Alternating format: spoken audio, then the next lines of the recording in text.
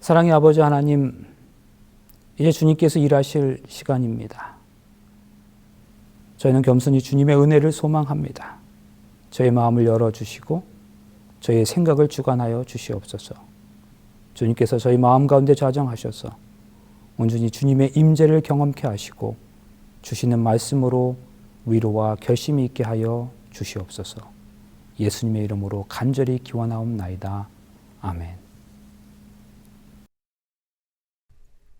교동문 796장 성경. 주의 말씀은 내 발의 등이요 내 길의 빛이니이다. 나의 발걸음을 주의 말씀에 굳게 세우시고 어떤 죄악도 나를 주관하지 못하게 하소서. 내가 날이 밝기 전에 부르짖으며 주의 말씀을 바라싸우며 주의 말씀을 조용히 읊조리려고 내가 새벽녘에 눈을 떴나이다. 여호와여, 나의 부르짖음이 주의 앞에 이르게 하시고 주의 말씀대로 나를 깨닫게 하소서. 여호와의 말씀은 순결하며 흙 도가니에 7번 단련한 은 같도다. 하나님의 도는 완전하고 여호와의 말씀은 순수하니 그는 자기에게 피하는 모든 자의 방패시로다. 주의 말씀이 심히 순수하므로 주의 종이 이를 사랑하나이다.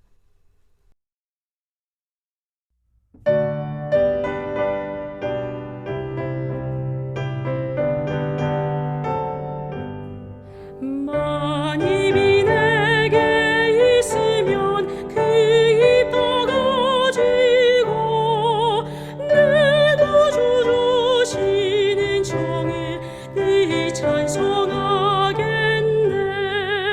내 은혜로 신원하니 날 도와주시고 그 귀한 영광 날 입혀 달게 하소서. 내 주의 크신 이름이 날 위로하시고 이기의 음악 같으니 참 기쁨 되도다.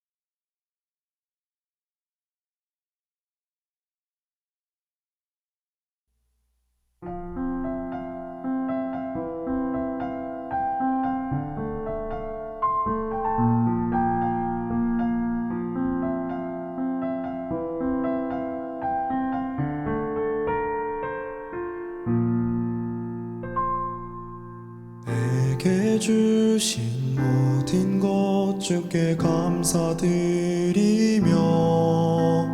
많은 재물보다도 복음을 선택하고 화려한 길 아니라 진리의 길을 걷는 거룩한 주 예수의 청년 되게 하소서. 우리로 얻는 복은 당당히 포기하고 하나님 보시기에 정결한 그릇 되어 이 땅에 날 보내신 하나님의 뜻대로 주 영광 위에 사는 청년 되게 하소서. 때론 연약해져도 항상 함께 하소서. 세상 험한 파도에 낙심 않게 하소서. 작년의 시절 지날 때 날 지으신 주님 뜻대로 하나님 예배하는 삶, 복음을 전하는 삶, 그렇게 살길 기도합니다.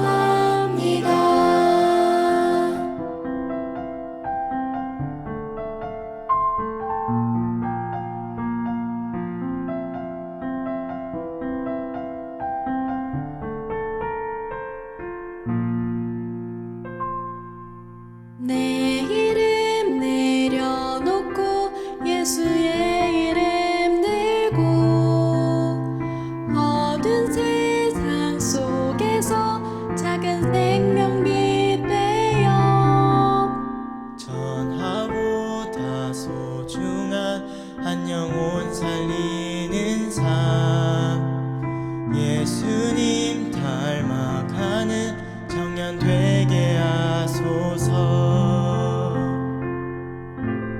때론 연약해져도 항상 함께 하소서. 세상 험한 파도에 낙심 않게 하소서. 작년의 시절 지날 때 날 지으신 주님 뜻대로 하나님 예배하는 삶, 복음을 전하는 삶, 그렇게 살길 기도합니다.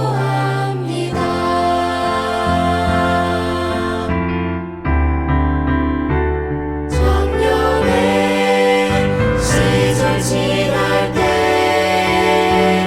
날 지으신 주님 뜻대로 하나님 예배하는 삶, 복음을 전하는 삶, 그렇게 살길 기도합니다.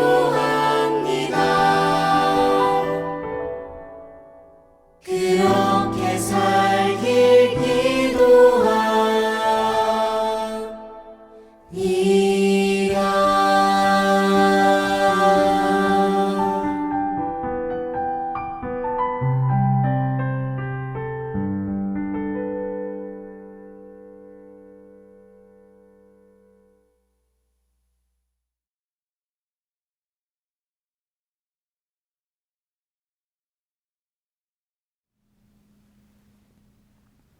성도 여러분 안녕하십니까? 행복한 안식일입니다. 무더운 여름 어떻게들 보내고 계신지요? 개인적으로 방학 기간은 제게 참 의미가 있습니다. 제가 섬기는 삼육대학교에는 학기 중에 매 안식일마다 대상을 달리해서 적어도 10개 이상의 예배가 같은 시간에 혹은 다른 시간에 서로 다른 공간에서 진행되고 있습니다.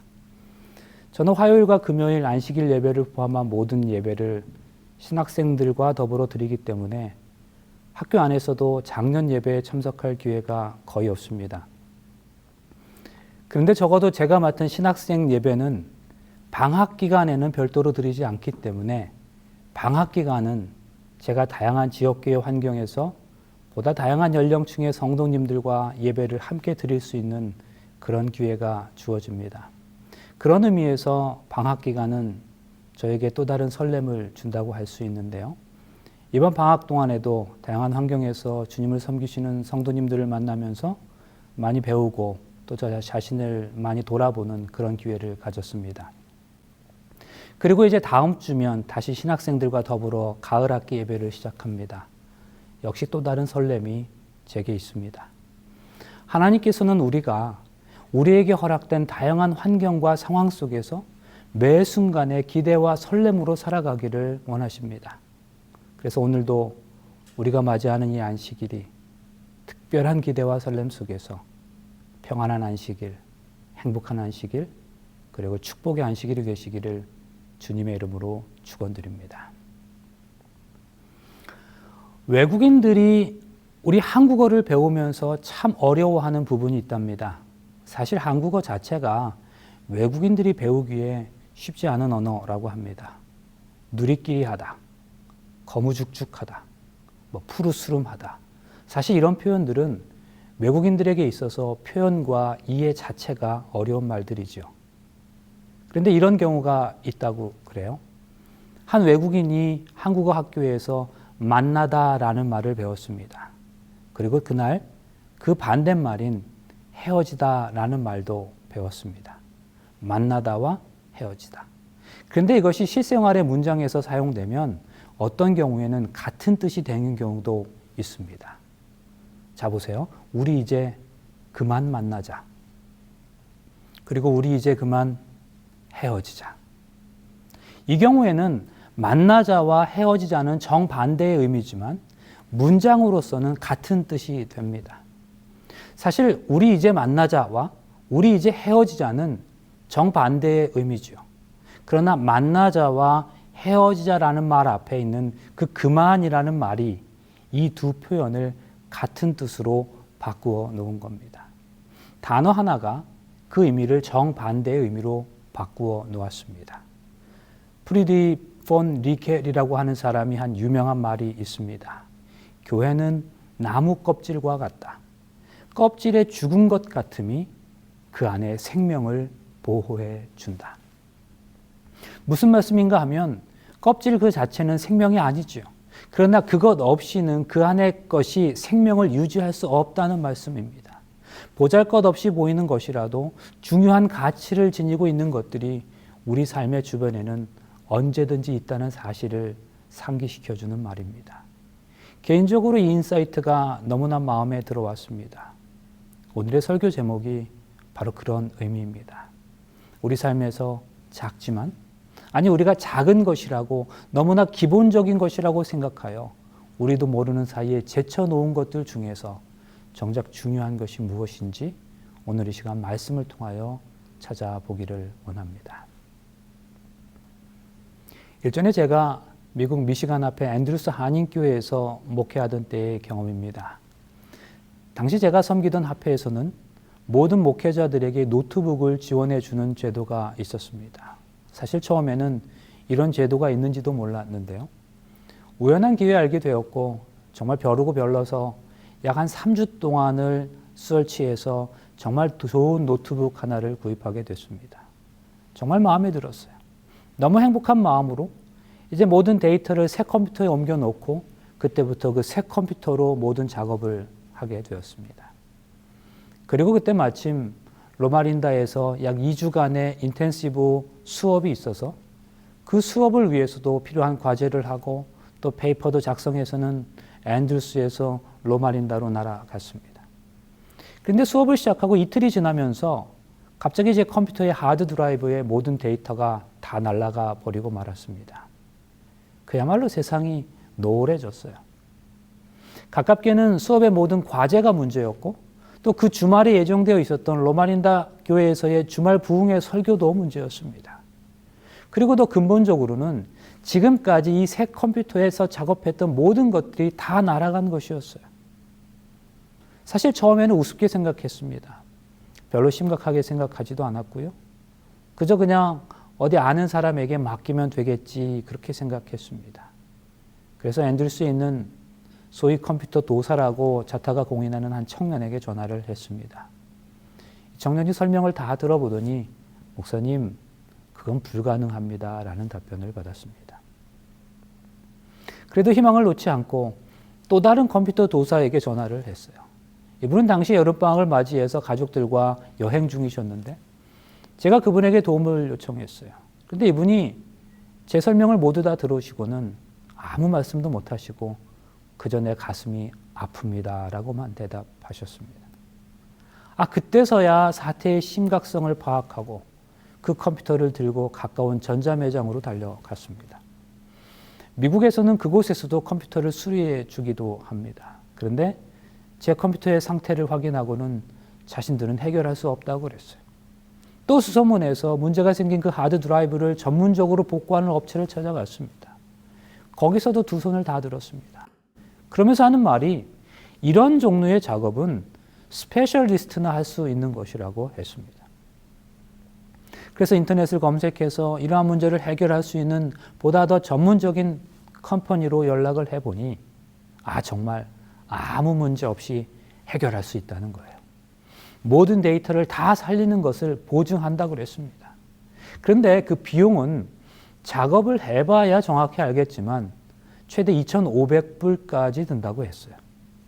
그런데 제가 그 컴퓨터를 1,400불 주고 구입했거든요. 그러면서 그 작업 내용을 설명하는데 무슨 공기가 최소한으로 통하는 장소에서 아주 정밀한 작업을 한다는 것이었습니다. 어쩔 수 없이 데이터를 복구하는 것을 포기할 수밖에 없었고 주위에서 컴퓨터를 하나 빌려서 로마린다에서의 수업을 마치고 이제 앤드루스로 돌아갔습니다. 다시 앤드루스에 돌아가서는 며칠 동안은 온통 그 날아간 하드 드라이브 생각뿐이었습니다. 마침 제가 컴퓨터를 살 때 3년 무상 보증 조항을 들어놓았기 때문에 노트북 회사에서는 새로운 하드 드라이브를 무상으로 제게 보내오긴 했지만 그러나 여전히 데이터를 복구할 수 없다는 사실이 제 마음을 너무나 무겁게 했습니다. 이제 그 죽은 하드 드라이브마저도 곧 컴퓨터 회사로 돌려보내주어야 하는 상황이었습니다. 그러다가 우연히 인터넷에서 한 프로그램을 발견하게 되었는데요. 그 프로그램은 날아가 버린 모든 데이터를 복구해주는 그런 프로그램이었습니다. 눈이 번쩍 뜨였어요. 그런데 문제는 가격이었습니다. 그 프로그램의 가격이 한국 돈으로 50원이었어요. 미국 돈으로는 단돈 5센트였죠. 제가 이 프로그램의 실효성에 대하여 믿어야 하나 말아야 하나를 고민했습니다. 생각해 보세요. 보통 기술자도 아닌 스페셜리스트가 특수한 작업 환경에서 2,500불을 들여서 고쳐야 한다는데 무슨 5센트짜리 프로그램이 그 일을 할 수 있겠는지를 생각해 보았어요. 그것은 정말 말도 안 되는 일이었습니다. 그러나 또 한편으로는 이 프로그램의 가격이 고작 5센트라면 믿져봐야 본전이니 한번 해보는 것도 괜찮다는 생각이 들었어요. 그리고 기도하는 마음으로 그 프로그램을 다운로드 받았고 그리고 그 프로그램을 실행했습니다. 그런데 여러분 어떻게 되었을까요? 결과적으로 그 프로그램을 통해서 날아갔던 모든 데이터를 다 복구할 수 있었습니다. 여러분, 때때로 단돈 5센트만으로도 2,500불의 값어치를 해결할 수 있습니다. 이렇게 우리 삶에서는 아주 작은 것들 속에서 정말 큰 것들을 경험할 때가 종종 있습니다. 제가 가지고 있는 책 중에 세상에서 가장 소중한 것은 모두 한 글자로 되어 있다라는 제목의 책이 있습니다. 이 책을 읽으면서 참 많이 공감했습니다. 먼저 우리의 신체 기관을 살펴보아도 가장 소중하고 중요한 것들은 모두가 단음절 한 글자로 되어 있다는 거예요. 대표적인 것으로 뇌, 피, 뼈, 살, 눈, 코, 입, 귀 등 가장 중요한 기관들은 모두가 다 한 글자 단음절로 되어 있습니다. 또한 우주를 살펴보아도 별, 해, 달 등 대표적인 것들은 모두가 단음절로 되어 있습니다. 그리고 자연에서도 강, 산, 들, 흙, 풀, 꽃 등 모두가 단음절로 되어 있습니다. 그뿐만 아니라 우리의 생활에서도 가장 밀접한 옷, 집, 밥, 땀, 일, 때, 꿈 등이 모두가 한 음절로 되어 있고요. 또 우리가 살아가는 삶 자체가 그 삶이라는 단음절로 되어 있어요. 그러니까 우리의 삶 자체가 단음절의 어휘 속에서 영위되고 유지된다는 것이죠. 저자가 이 책을 통해서 무엇을 말하고 있는가 하면 짧지만 그 한 글자만으로도 이 세상에서의 모든 것들이 다 그 속에 들어있다는 것입니다. 한 얘기를 더 드리겠습니다. 앞서 말씀드린 미시간 앞에 앤드루스 한인교회에서 목회할 때에 주말 부흥회 등으로 아주 가끔씩 LA 지역을 방문할 기회가 있었습니다. 그런데 한 번은 그 LA를 방문하게 되었을 때 저를 태우러 공항까지 나왔던 제 친구가 잠시 서점에 들를 일이 있다고 해서 저도 그 따라 들어갔다가 일본의 유명한 기독교 작가인 엔도 슈샤쿠의 삶을 사랑하는 법이라는 책을 구입하게 되었습니다. 그 책 중에 이런 내용이 있었어요. 약 10여 년 전에, 그러니까 그 책이 나오기 15년 전에 오사카의 치과 그룹이 치아 안쪽을 따라서 딱 맞게 밀착시키는 치아 교정기를 만들었다는 겁니다. 그런데 이 기구를 입안에 끼면 신기하게도 등뼈가 곧아지면서 내장이 원래 위치로 돌아오기 때문에 혈전이나 위장병 등의 치료에도 효과가 있다는 것이었어요. 사실 이 사실은 치아 교정기를 개발했던 치과 의사 자신들도 많이 놀란 결과라고 했습니다. 이 치아 교정기를 하고 나면 등교를 계속해서 거부하던 아이가 치아 교정기를 끼워주자마자 그 다음 날부터 학교에 간 일도 있었다는 겁니다. 이 치아 교정기 효과는 매우 즉각적이어서 여러 종합병원을 전전하면서 치료해도 고치기 힘들었던 척추 측만증을 앓던 어린이에게 입안에 치아 교정기를 끼워주자 5초 후부터 걷기 시작했다고 합니다. 그리고 1시간 후에는 혼자서 계단을 오르내렸으며 그날 저녁에는 혼자서 자전거를 탔다고 그래요. 보통 사람 10명 중 절반은 똑바로 섰을 때에 한쪽 어깨는 올라가고 한쪽 끝은 또 내려가는 것이 보통인데 그것을 교정하기 위해서는 입에 나무젓가락을 물고 있으면 된다는 것이죠. 오른쪽 어깨가 내려간 사람은 오른쪽에, 왼쪽 어깨가 내려간 사람은 왼쪽에 젓가락을 물고 양 어깨를 흔들어 주면 자연스럽게 교정이 된다는 것입니다. 이렇듯 참으로 신기하게도 치아에는 자세나 등뼈를 바르게 하는 열쇠가 감추어져 있다고 그랬습니다. 카이로프락틱과 같은 등뼈 교정법은 당시에는 치료가 되지만 곧바로 원래대로 돌아가 버리는 경우가 많은데 비해서 치아 교정기는 단순히 그냥 입안에 끼워두는 것만으로도 등뼈가 곧아지고 내장이 알맞은 위치에 놓이면서 혈액순환이 좋아진다는 것을 발견하게 되었습니다. 성도 여러분, 이 작은 치아 교정기 하나가 인간의 몸에 신기한 효과를 가져다 주는 겁니다. 그러나 그것도 그것이지만 사실 더 흥미로웠던 부분은 등교를 거부하던 아이가 교정기를 입에 끼워주는 것만으로 군소리 없이 학교에 갈 정도로 밝은 아이가 되었다는 사실이었습니다. 이러한 사실을 접하면서 이러한 생각들을 좀 하게 되었어요. 사실 인간의 마음이라는 게 의외로 단순한 것에 의해서 좌우되는 것이 아닐까 하는 생각이 들었습니다. 그렇다면 우리는 그렇게 우리 인생에서 아주 작은 것들이, 아주 시시해 보이는 것들이 큰 시작의 처음일 수 있음을 우리는 기억해야 하는 것이죠. 사실 이것은 우리의 신앙에 있어서도 그렇습니다. 아주 작은 것 하나가 우리 영적인 삶에 커다란 의미를 던져줄 때가 얼마나 많은지 모릅니다. 아니, 더 정확하게 말씀드려서 작은 것 속에서 큰 의미가 숨겨져 있는 것이 바로 성경의 진리인 것 같습니다. 우리 주님께서는 하나님 나라를 우리에게 소개하시면서 작은 겨자씨에 비유하심으로써 우리를 정말 깜짝 놀라게 하셨습니다. 우리는 그분께서 하나님의 나라를 그 당시에 커다란 바다 지중해나 로마 제국처럼 뭔가 거대한 것에 비유하실 것이라고 기대합니다. 그러나 그 대신 그분은 현미경으로나야 볼 수 있는 지극히 작은 것을 선택하셨습니다. 무엇일까요? 무엇을 말씀하시고자 하시는 것일까요? 하나님의 나라는 종래에는 커지겠지만 언제나 작게 시작한다는 사실을 상기시키시기 위함 아닐까요? 하나님께서는 허식에 아무런 가치도 두지 않으십니다. 그분은 하찮아 보이는 사람들과 시시해 보이는 사건들을 통해서 일하시기를 좋아하신다는 것을 우리에게 가르쳐 주시기 위함은 아닐까요? 그리스도께서 이 비유를 말씀하실 때에는 새 왕국을 대표할 사람은 몇 안 되는 갈릴리 천민들에 불과했다. 그들의 빈곤함과 수요의 적음이 사람들로 하여금 예수를 따르는 순진한 어부들과 연합해서는 안 되는 이유로 거듭거듭 주장되었다. 그러나 겨자씨는 자라서 그 가지를 온 세상에 뻗을 것이며 한때 그들의 영화로서 사람들의 마음을 사로잡았던 그 세상의 왕국들이 멸망해 버린 때에도 그리스도의 왕국은 강하고 위대한 힘을 가지고 그대로 남아있게 될 것이다. 우리 주님께서는 아주 작은 것들, 예를 들면 과부의 동전 한 입, 한 달란트, 냉수 한 그릇, 장정만 5,000명을 먹였던 소년의 도시락과 같이 아주 작은 것들에서 가치를 찾으시는 분이십니다. 또한 그런 것들을 통해서 큰 일을 이루시는 분입니다. 이와 같이 우리의 마음에 하나님께서 역사하시는 일도 처음에는 지극히 미미하다. 한마디 말을 들려주고 한 줄기 빛을 비춰주고 새 생애를 시작하도록 감화를 끼친 결과를 누가 능히 측량할 수 있겠는가?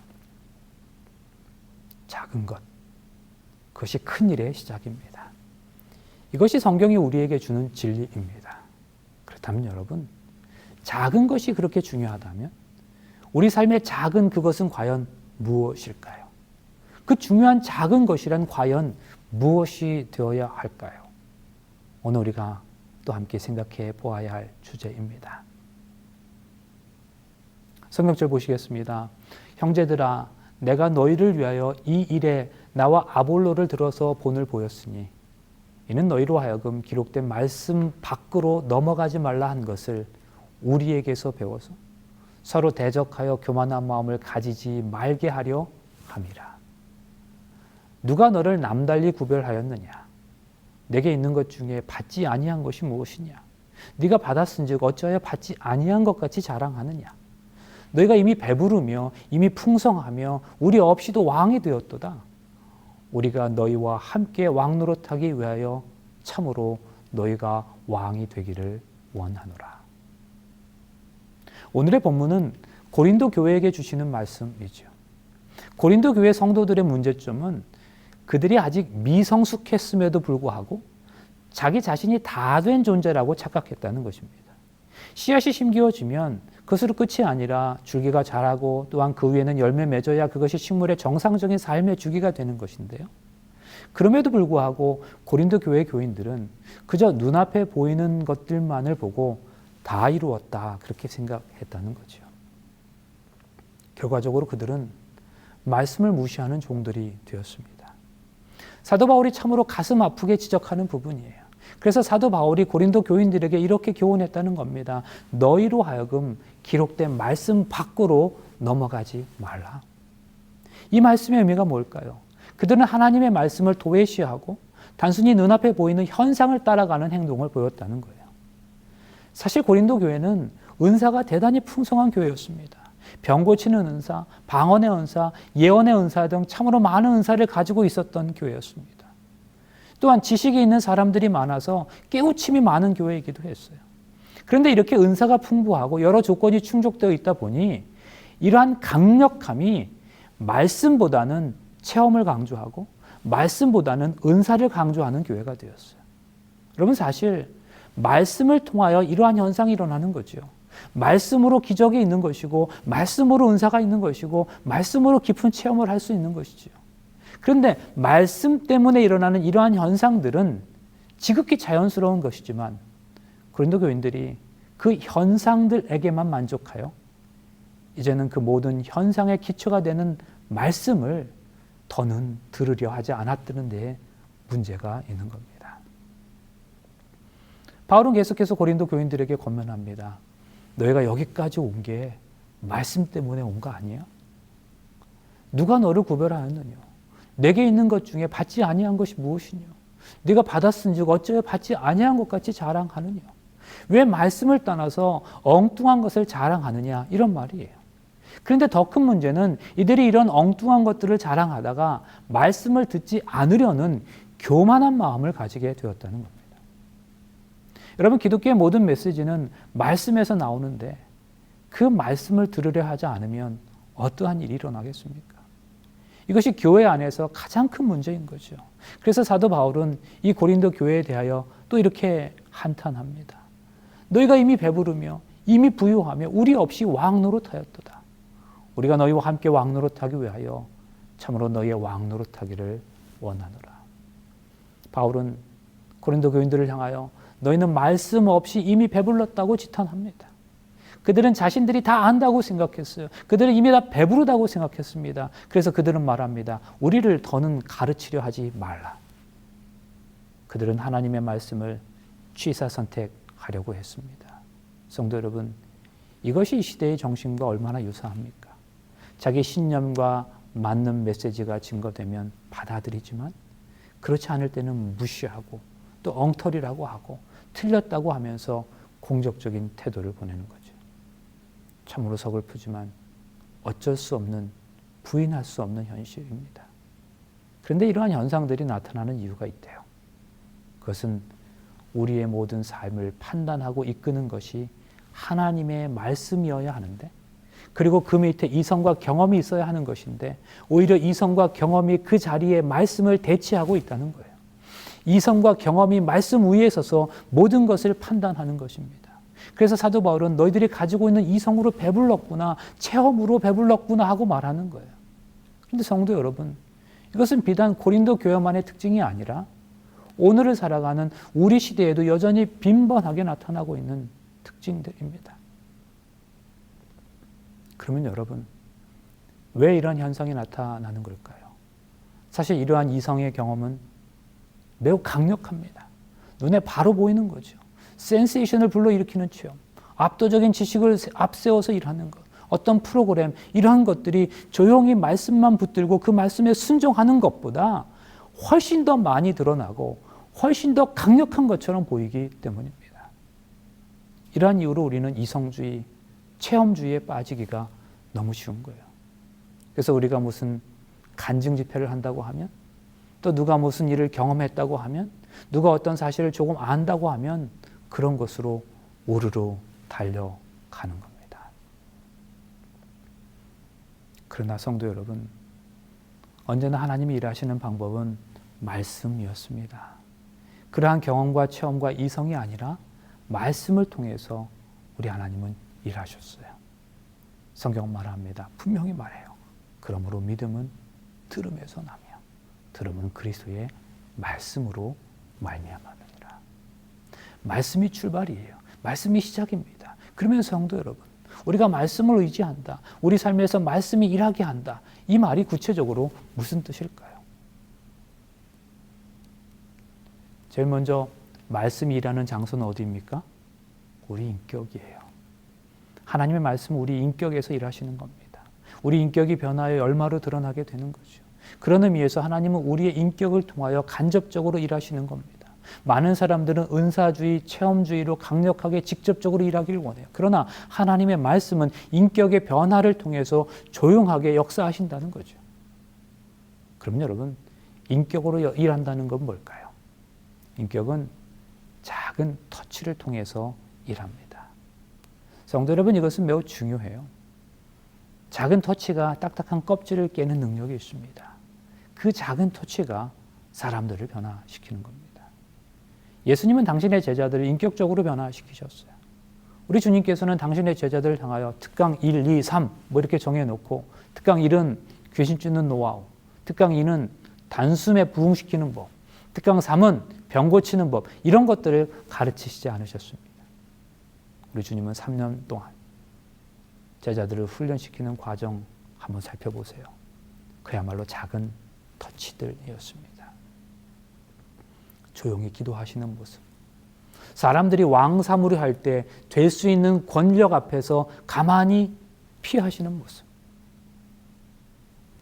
제자들의 발을 씻기시는 모습, 나사로가 죽었을 때 무덤 앞에서 우시는 모습, 정말 작은 터치들이었어요.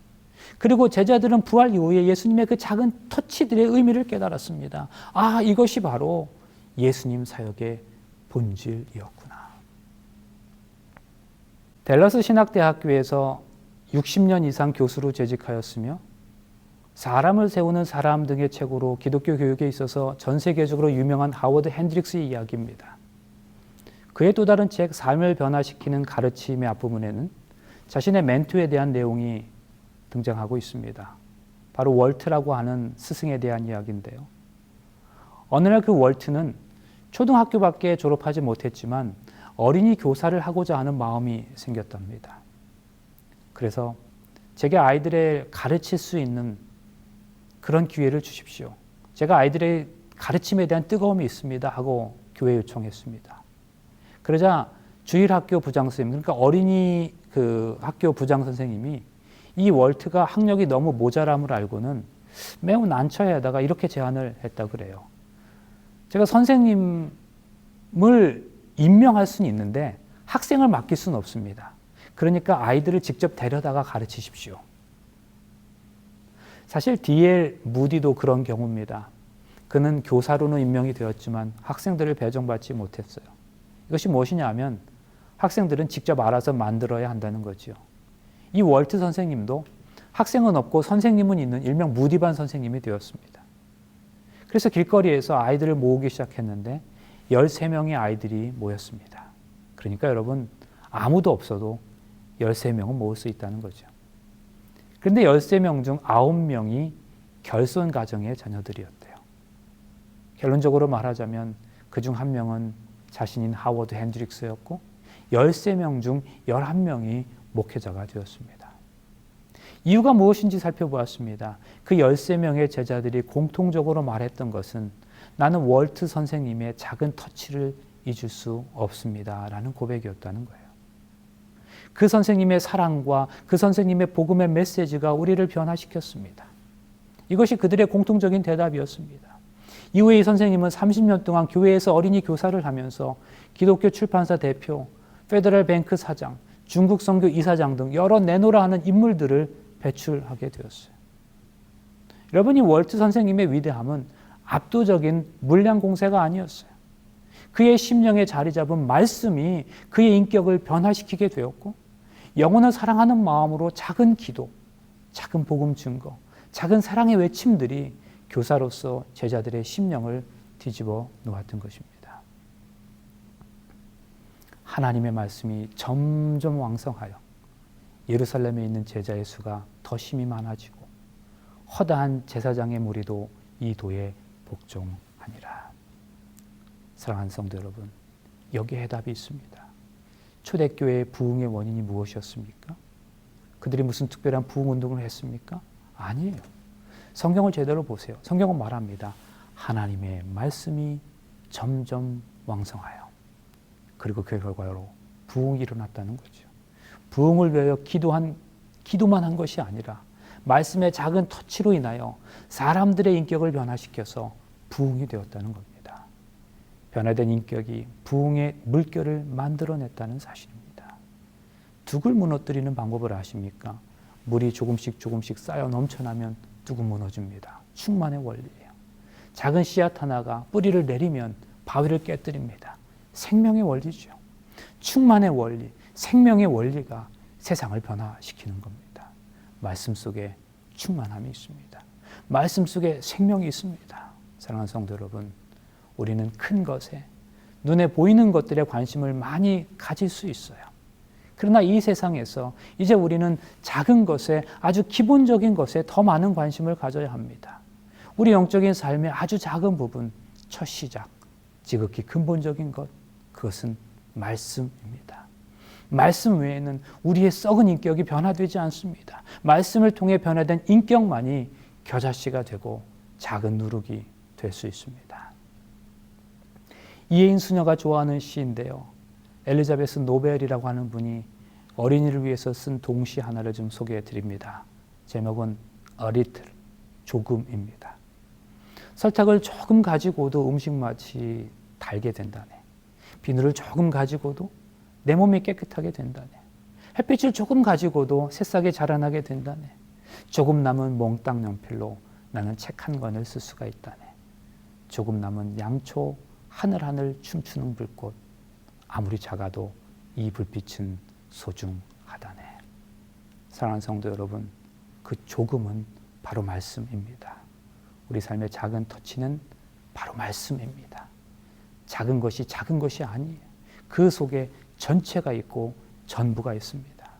지금까지 우리 삶에서 아주 작은 부분을 차지했던 이 말씀의 자리가 더 이상 작은 부분으로서 남아있지 않기를 간절히 바랍니다.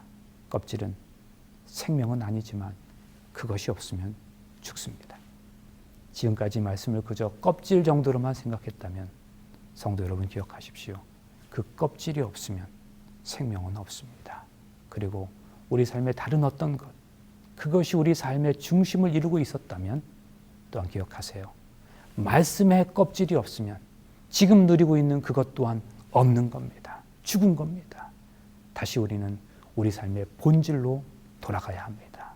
무엇이 정작 우리로 있게 하는지, 무엇이 정작 우리를 살게 하는 것인지, 우리 삶의 울타리를 이루고 있는 것이 과연 무엇인지를 깨달을 수 있어야 합니다. 그것은 말씀입니다. 이 말씀이 우리 삶을 지배할 수 있기를 바랍니다.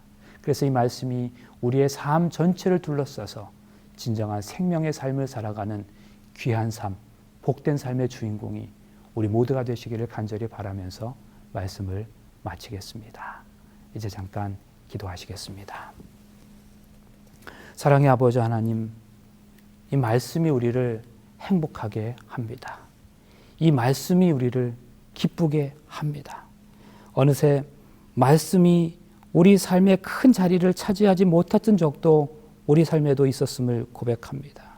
그래서 조용히 묵상을 통해 경험하는 은혜보다는 눈에 보이는 이성과 체험들이 우리를 이끌었던 적도 있었음을 고백합니다. 어느새 말씀은 너무 기본적이고 당연한 것이 되어서 그것 없이는 다른 무엇을 추구하기도 했었음도 고백합니다. 그러나 그것 없이는 결국 우리의 생명을 유지할 수 없음을 다시 한번 깨우쳐 주셔서 감사합니다. 다시 우리의 신앙의 본질을 회복하게 하여 주시옵소서. 말씀이 우리의 삶을 지배하게 하여 주시옵소서. 그래서 이 말씀이 우리의 삶 전체를 둘러싸서 우리를 보호하고 살게 하는 껍질이 되게 하여 주시옵소서. 그런 삶을 살아가는 우리 모두가 될 수 있게 하여 주시기를 예수님의 이름으로 간절히 축원하옵나이다. 아멘.